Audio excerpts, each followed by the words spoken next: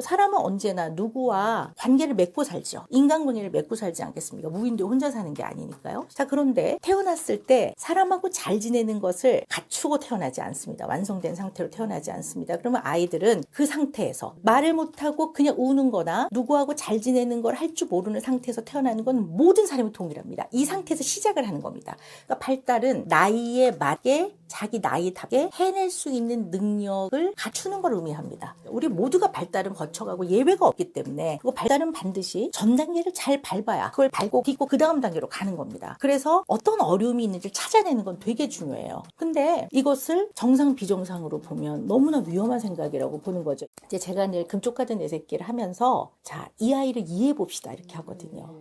근데 여기서의 이해는 언더스탠딩하고 리즈닝 해보자는 거예요. 그러니까 이 문제를 잘 알아차려보고 파악을 해보자. 근데 이거를 받아주자. 그러니까 무조건 받아줘 버리자. 아, 그냥 이해해줘봐.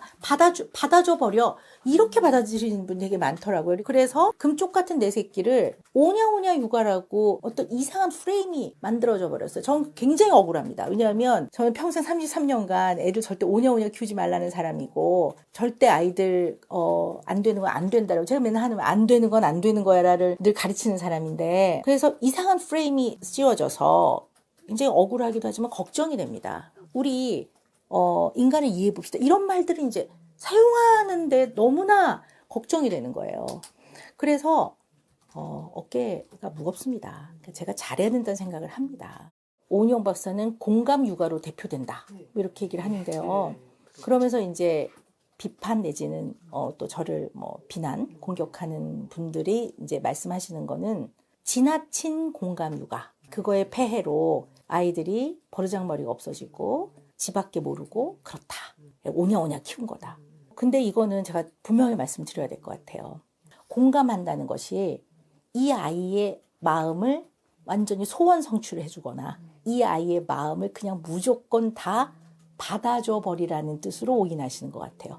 그래서 흔히들 말하는 지나친 공감은 잘못된 표현이죠. 왜냐하면 지나친 공감이라는 건 말 자체가 없죠. 지나친 공감, 잘못된 공감은 공감이 아닙니다. 그거는 지나친 허용이죠. 그야말로 다 받아줘 버리거나 오냐오냐 하는 거죠. 이거는 지나친 허용이라고 하지 이거 자체에 공감이란 표현을 쓰면 안 됩니다. 단호한 훈육 너무 중요하죠. 인간은 여러 사람과 함께 살아가야 되기 때문에 한계와 금지도 알려주고 또 어떤 규율도 배워서 넘지 말아야 되는 선, 인간으로서 넘지 말아야 되는 선을 넘지 않도록 가르치는 거 이게 훈육이거든요. 이건 너무 중요한 거죠. 그런데 이 훈육을 또 어떤 분들은 아이를 굉장히 무섭게 대해서 꼼짝 못하고 찍소리 못해서 애들이 공포스럽거나 무서워서 그만하는 거를 또 훈육이란 용어를 써요. 그건 훈육이 아니죠.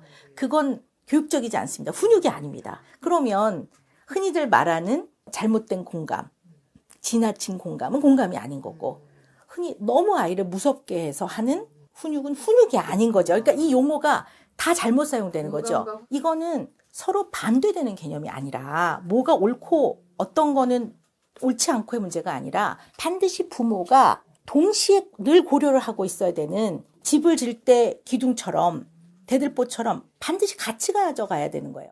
저를 비난하셔도 좋습니다. 왜냐하면 애들은 때리면 안 됩니다. 누가 누구를 때릴 수는 없는 거고요.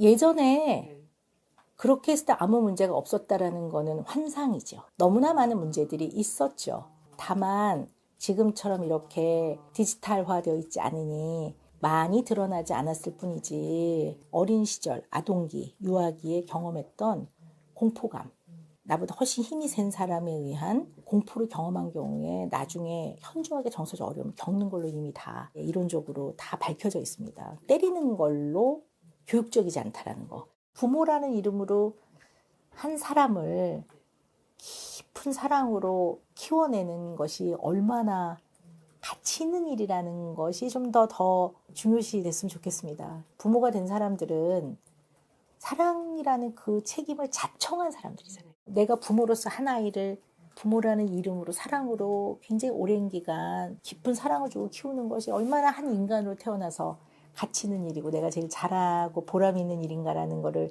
느낄 수 있었으면 좋겠거든요. 네. 아이들이 좀 편안하게 크면 양육이 그렇게 너무나 두려운 상황만은 아닙니다. 우리가 너무나 오랜 기간 동안에 자녀들을 키우고 살았습니다. 그리고 우리가 이렇게까지 또 나름 세상이 내 인류가 이렇게 지내왔는데 그냥 인간이 갖고 있는 기본 힘을 좀 믿으시고 부모가 갖고 있는 사랑도 좀 믿으시고 그냥 좀 편안하게 키워보셨으면 하는 게 제 바람이고요. 육아 상황에서는 언제나 부모가 애를 쓰고 노력을 하면 어제보다 내일이 낫습니다. 아, 네.